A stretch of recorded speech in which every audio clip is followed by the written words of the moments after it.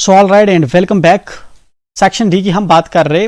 पहले 3 सेक्शंस हम already discuss कर चुके हैं। नाउ हमारा जो है सेक्शन डी आपका जो है लिटरेचर से जो है आपको पूछा जाता है। जो आपकी टेक्स्ट बुक आपको जो प्रिस्क्राइब की गई है उसमें से आपको जो है 30 मार्क्स यहाँ पे एग्जामिनर पूछ रहा है। ऑलरेडी हमने पेपर की स्कीम पहले जो है कर दी है आपके साथ डिस्कस। आप हमारी क्लास 10th की प्ले लिस्ट के अंदर जाकर उसको चेकआउट कर सकते हैं। एंड यहाँ पे जो है आपके माइंड के अंदर एक माइंड मैप होना चाहिए। फॉर एग्जांपल आपके सेक्शन ए में क्या आ रहा है, बी में क्या आ रहा है, सी में क्या आ रहा है, डी में क्या आ रहा है। एंड देन फर्दर इनके अंदर डी के अंदर फर्दर आपको कहाँ पे क्या आ रहा है एंड बी के फर्दर अंदर कहाँ पे क्या आ रहा है। ठीक है ना, ये इंपॉर्टेंट रहता है। एंड यहाँ पे हम बात कर रहे हैं आपके सेक्शन डी की। सेक्शन डी के अंदर जो है पहले ही जो है क्वेश्चन नंबर 14 पे जो है एग्जामिनर आपका हिट करता है आपकी पोएम्स को। ठीक है ना, तो पोएम्स के यहाँ पे इसने कुछ एक्सट्रैक्ट दे रखे हैं। 5 एक्सट्रैक्ट आपको दे के रखता है, कहते हैं 5। एंड 5 में से आपसे एक्सपेक्ट करता है कि आप 3 को जो है सॉल्व करिए। ठीक है ना, 3 के आप आंसर करिए। एंड जो है इसके आपको जो है 2 मार्क्स देता है पर क्वेश्चन को आंसर करने के लिए। अब जब 2 मार्क्स का क्वेश्चन होता है हमारे पास तो हम उसके लिए जो है 25 से 40 वर्ड्स तक का जो है हम आंसर जो है उसके लिए लिखते हैं अपनी फ्लेक्सिबिलिटी के हिसाब से। चलिए देख लेते हैं, एक बार इनको नजर दे देते हैं। जस्ट यहाँ पे इनको सॉल्व करना मेरा पर्पज नहीं है, जस्ट मैं आपको रिमाइंड कर रहा हूँ कि आप जो है थोड़ा इसको प्रैक्टिस कर लें कि आपको किन चीज़ों का ध्यान रखना है। जनरली जो आपको गाइड से या जहाँ से आप पढ़ते हैं नोट से वो चीज़ें आपको जहाँ जनरली नहीं मिलती। And bending down besides the glowing bars. ठीक है ना, तो ये एक्चुअल में ये वाला जो है murmur a little sadly how love fled and paced upon the mountains overhead and hid his face amid a crowd of stars. ये वाला जो आप देखेंगे, ये वाला जो स्टंजा लिया गया है एक्चुअल में लिया गया है W.B. जीस्ट की पोएम से व्हेन यू आर ओल्ड। जहाँ पे व्हेन यू आर ओल्ड जो है उसके अंदर W.B. जीस्ट जो है अपनी जो उसकी जो मशूका थी, ठीक है ना, उसके बारे में जहाँ पे जो है डिफाइन कर रहा है एंड उसको बता रहा है कि जब वो बूढ़ी हो जाएगी तो तब कैसी चीज़ें हो जाएंगी। And bending down beside the glowing bars, जब जो हो जाएगी आप बूढ़े हो जाएंगी, उसकी जो ये जो लड़की है बिलावड वन है, जब वो बूढ़ी हो जाएगी, ठीक है ना, तो ये जो चमकीली जो ग्लोइंग बार्स हैं उसके पास नहीं रहेंगी। ठीक है ना, बेंड करके वो बैठा करेगी अपनी जो उसका हार्थ है उसके सामने।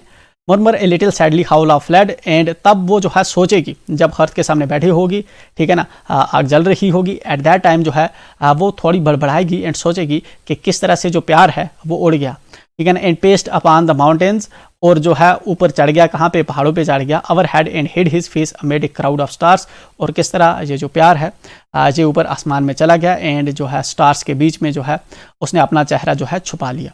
ठीक है ना, यहाँ पे जो पोइट है पोइट एक्चुअल में क्या कर रहा है, जो लव है, लव के अंदर कुछ क्वालिटीज डाल रहा है ह्यूमन की।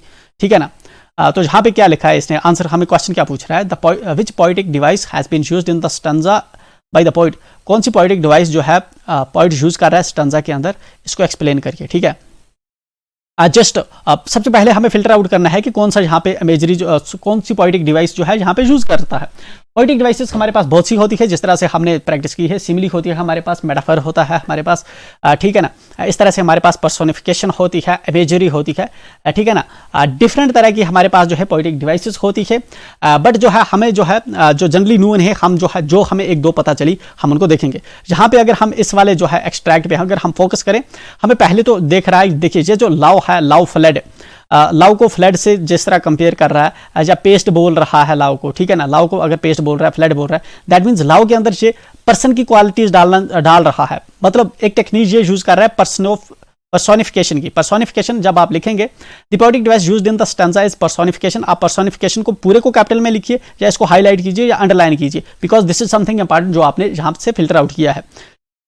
अब उसके बाद जो है अभी मुझे जो है किसी बच्चे ने कमेंट की थी कि सर क्या ये जो पर्सोनिफिकेशन है, पर्सोनिफिकेशन हमारे पास है, क्या अब हमें इसको डिफाइन करना है कि पर्सोनिफिकेशन क्या होता है, मतलब इसको डिफाइन करने का क्या मतलब होगा। पर्सोनिफिकेशन का मतलब हुआ कि पर्सोनिफिकेशन एक ऐसी टेक्निक है, पोइटिक टेक्निक, जिसके अंदर जो पोइट होता है किसी चीज़ के अंदर जो है किसी बेजान या किसी एब्स्ट्रैक्ट चीज़ के अंदर जो है ह्यूमन क्वालिटीज़ जो है डालने की कोशिश करता है, ह्यूमन क्वालिटीज़ उसके अंदर डालता है।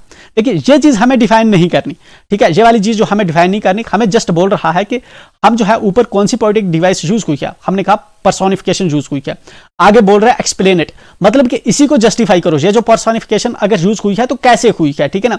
अब हम जब आगे लिखेंगे कि ये कैसे हुई है, हम इसको इलस्ट्रेट करेंगे। इलस्ट्रेट का मतलब है कि हम अपने जो अपना ये जो हमने जो कही अपनी बात कही इसको जस्टिफाई करने की कोशिश कर रहे हैं। तो इलस्ट्रेट कैसे करेंगे, हम इस तरह से करेंगे, हमें इसका कोर थीम पता है कि कोर थीम क्या होती है, पर्सन की क्वालिटीज आती हैं किसी दूसरी चीज के अंदर। तो जहां पे हमने लिया कि लाओ के अंदर जो है ह्यूमन की क्वालिटीज पोइट ने जो है डाली है, जिस तरह से क्या एग्जांपल्स हमने दी, फ्लैट करके दी, पेस्ट करके दी। तो मतलब ये वाला जो हमारा पर्सोनिफिकेशन था इसको हमने जो है इलस्ट्रेट किया, अपनी जस्टिफाई किया कि ये वाली जो है इस तरह से यूज हुई है इसके अंदर। तो इस तरह से हमें एक्सप्लेन करना है, ना कि इसको एक्सप्लिसिटली अलग से एक्सप्लेन करना है।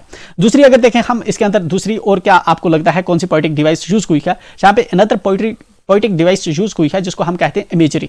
इमेजरी का मतलब होता है जब हमारे माइंड के अंदर विजुअल्स बनते हैं किसी चीज के। यहाँ पे क्या विजुअल्स बन रहे हैं, यहाँ पे देखिए लाओ अपने आप में एक एब्स्ट्रैक्ट चीज है, बट ये लाओ के अंदर एक तो जो है ह्यूमंस वाली क्वालिटी आ गई, ये तो चलो इसको हमने पर्सनिफिकेशन से जो है कर दिया, इसको उसके साथ ऐड कर दिया।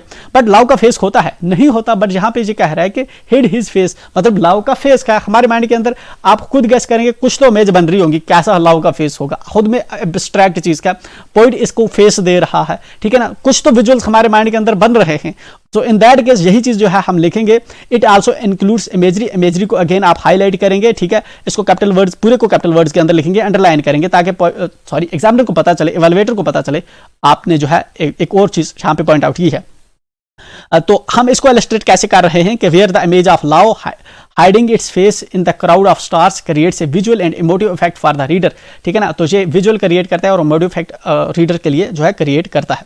आ देखिए नेक्स्ट क्वेश्चन पे, एंड जब आप ये वाले क्वेश्चंस लिखेंगे लिटरेचर के, स्पेशली याद रखिए जब आप गाइड्स का यूज करते हैं उसके अंदर एक तो बहुत डिफिकल्ट लैंग्वेज यूज होती है, एंड नंबर सेकंड थिंग आपको गाइड्स के अंदर देखने को मिलेगा कि उन्होंने रैंडमली चीजें लिखी होती हैं। रैंडमली का मतलब होता है जो क्वेश्चन का कोर आंसर करना होता है जनरली वो उन्होंने नहीं किया होता।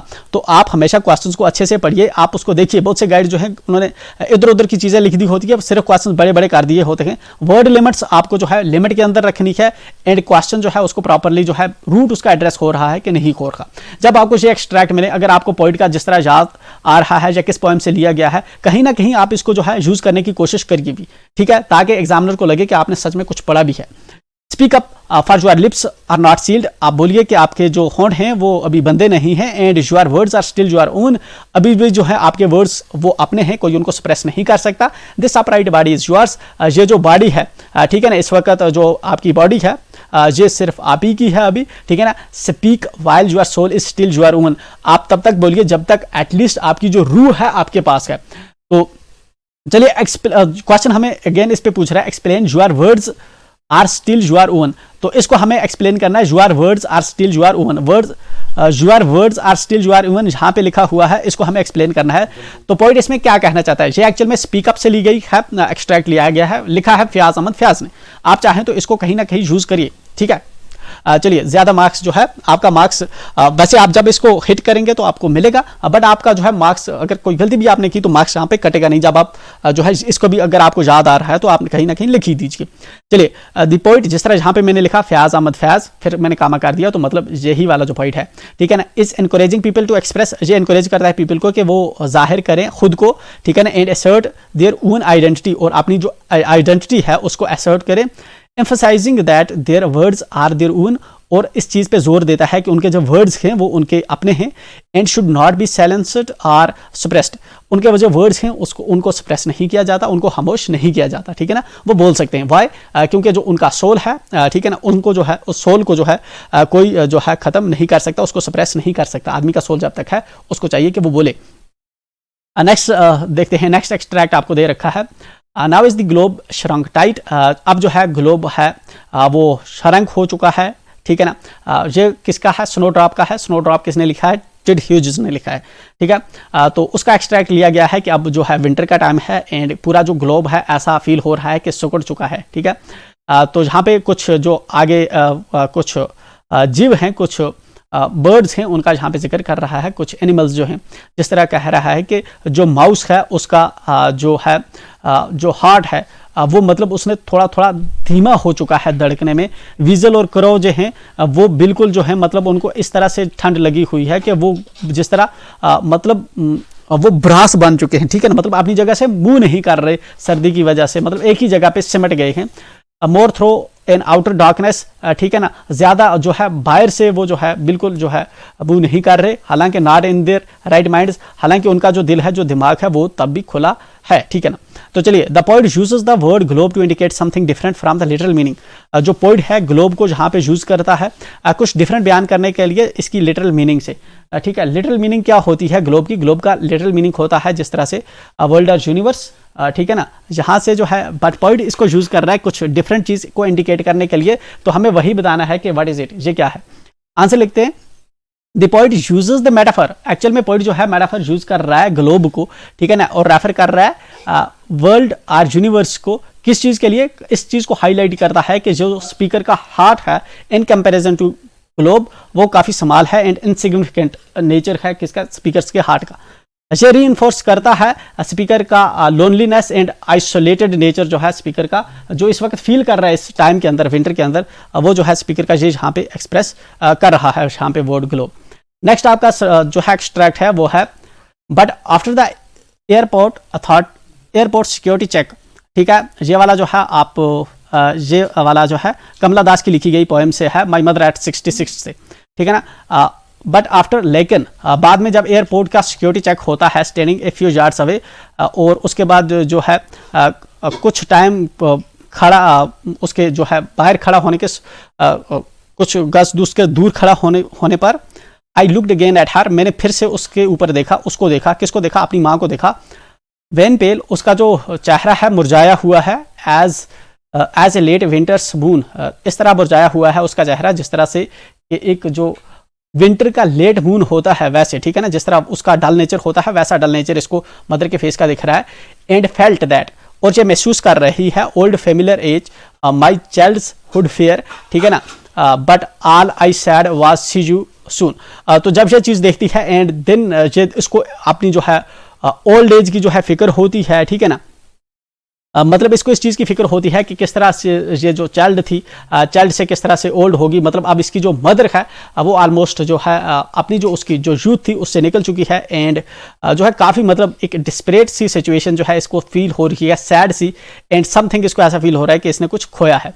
All I did was smile and smile and smile, मैंने क्या कहा कि मैंने कहा उसको, मैं मुस्कुराई एंड मुस्कुराती रही जब इसने जो है अपनी माँ को अलविदा कहा। तो the poet describes her mother with A simile, ठीक है, ये सिमिली है, ये स्माइल है। तो पोएट जो है अपनी मदर को एक सिमिली के साथ डिस्क्राइब करता है। सिमिली का मतलब होता है जब हम एक चीज़ को किसी दूसरी चीज़ के साथ कंपेयर करते हैं, जहाँ पे जिस तरह से इसने अपनी मदर का जो फेस है वो डल मून के साथ जो है एक लेट विंटर मून के साथ जो है कंपेयर किया है। ये इंडिकेट करता है कि जिस तरह से लेट विंटर मून जो है मुरझाया होता है, जो उसका कम टाइम बचा होता है, इन ए सिमिलर वे जो इसकी मदर है उसका भी जो है उसकी जो फिजिकल अपीयरेंस है वो काफ़ी जो है फेड कर चुकी है, एंड जो है उसके जो है काफ़ी ओल्ड एज हो चुकी है, ठीक है ना। तो the poet uses the simile to describe the physical appearance of their mother. Poet यहाँ पे सिमिली का यूज़ कर रहा है अपनी मदर की फिजिकल अपीयरेंस को शो करने के लिए। Comparing her to a fading winter moon, ठीक है ना, एक फेडिंग विंटर मून के साथ उसको कंपेयर जो है धुंधला जो मून हो जाता है, जाना शुरू करता है। This conveys a sense of sadness, ये कन्वे करता है एक सैडनेस एंड लॉस, ठीक है ना। As the speaker realises their mother is growing older, speaker को रियलाइज होता है कि उसकी माँ जो है बूढ़ी हो रही है, एंड उसको फील होता है sense of sadness and loss. आते हैं नेक्स्ट पे आपका है ई, loss of hope has darkened the evening of my life too. तो an evening wet with rain से जो है ये लिया गया है आपका, ठीक है। यहाँ पे पॉइंट क्या है कि ये जो उम्मीद है इसकी जो इसको जो है अब नाउमीद हो चुका है पॉइंट, ठीक है ना। तो इसकी जो नाउमीद हो चुका है एंड अब इसकी जो ज़िंदगी में है कोई ज़िंदगी इसकी जो है पर्पसलेस जो बन चुकी है, ठीक है। And clouds gathering in the mind shed tears as they pass, ठीक है ना। और जो इसके दिमाग के अंदर जो ख्याल आते हैं, ठीक है ना, जो क्लाउड्स बन के मतलब जो ख्याल आते हैं कुछ चीज़ों के, तो उसकी वजह से जो है इसको क्या होता है, मतलब इसकी आंखों में आंसू आ जाते हैं, ठीक है ना। लिटरल मीनिंग इसका अभी डिफरेंट है। The meaning of troubles my companion, the evening of troubles, ठीक है ना। ये जो शाम है किसकी प्रॉब्लम्स की, ये इसकी कंपेनियन है, मतलब इसकी प्रॉब्लम्स जो हैं वो इसका इस वक्त दोस्त हैं। इट आल्सो डिप्रेस्ड, इसकी प्रॉब्लम्स भी इसके साथ जो हैं काफ़ी परेशान हैं, डिप्रेस हैं। And takes me along holding me by the arm, और जो मेरे साथ चल रही है मुझे साथ लिए, ठीक है ना, इसकी प्रॉब्लम्स इसको साथ लिए, इसके साथ चल रही हैं, इसकी कंपेनियंस के। चलिए, what companion do you see in the above lines, इन अबव लाइन्स के अंदर आप कौन सा कंपेनियन देख रहे हैं? अबव लाइन्स के अंदर अगर आप देखें तो इसकी जो है, इसकी प्रॉब्लम्स जो है इसका कंपेनियन है, ठीक है ना।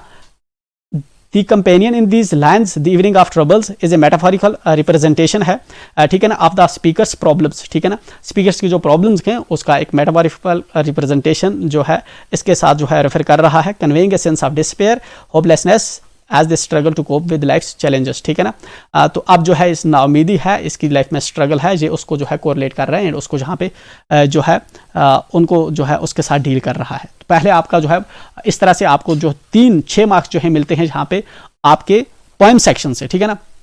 तो पोएम सेक्शन से आपको इस तरह से होते हैं, मतलब कि पोएम सेक्शन के जो क्वेश्चन होंगे आपको जो है उनकी जो स्टडी है वो अच्छे से होनी चाहिए। नीचे आपके आते हैं एंड नीचे आपको जो मिलता है क्वेश्चन नंबर 15। क्वेश्चन नंबर 15 आपका इस जो लिटरेचर का है ये सेकंड है, लिटरेचर सेक्शन डी का क्वेश्चन नंबर सेकंड है, ओवरऑल क्वेश्चन नंबर ये 15 है। इसके अंदर जो आपको है जहाँ पे क्वेश्चंस आपको मिलते हैं 12 मार्क्स के क्वेश्चन मिलते हैं एंड ये आपके प्रोज पे बेस्ड हैं, जो आपके प्रोज हैं उन पे जो है आपके बेस्ड हैं, ठीक है ना। तो ये वाले जो हैं जिस तरह से आपका लॉन्ग वॉक टू फ्रीडम आपका प्रोज है, ठीक है ना, ये वाले जो आपके प्रोज हैं उस पे बेस्ड हैं ये वाले, ठीक है ना। The diary of Anne Frank वगैरह ये वाला जो है आपके प्रोज के। एंड नेक्स्ट आते हैं हम नीचे आपका जो है आपका जो आपको मिलते हैं लास्ट 6 मार्क्स, सॉरी उसके बाद प्रपोजल होता है इसका आपके इसके अंदर प्ले हैं, तो प्ले पे बेस्ड आपको यहाँ पे 6 मार्क्स मिलते हैं एंड देन आपको लास्ट जो 6 मार्क्स मिलते हैं, sorry let me check it, last जो 6 मार्क्स आपको मिलते हैं ये स्टोरी पे बेस्ड मिलते हैं, स्टोरी के कैरेक्टर्स पे वगैरह पे बेस्ड आपको जहाँ पे जो है मिलेंगे, चाहे वो बोली पे हो, नेकलेस पे हो, ठीक है ना, या किसी और पे हो, तो जहाँ पे आपको मिलेंगे। ये मैंने आपके लिए कुछ साल करके रखे हैं, आप इनको एक बार चेकआउट कर सकते हैं एंड इनको गो थ्रो कर सकते हैं, ठीक है। आप चाहे तो हमें जो है ईमेल कर सकते हैं, कोई इशू या प्रॉब्लम हो। यूट्यूब पे आप हमें अगर चाहें तो ज्वाइन कर सकते हैं, वीडियो अवेलेबल रहता है वहाँ पे, या फिर कोई क्वेश्चन क्वेरी हो तो आप मुझे जो है हैंडल्स पे जो है कॉन्टैक्ट कर सकते हैं। विद दिस हम आपसे अलविदा लेंगे एंड मिलेंगे आपके साथ एक नेक्स्ट वीडियो में। Till then bye and enjoy।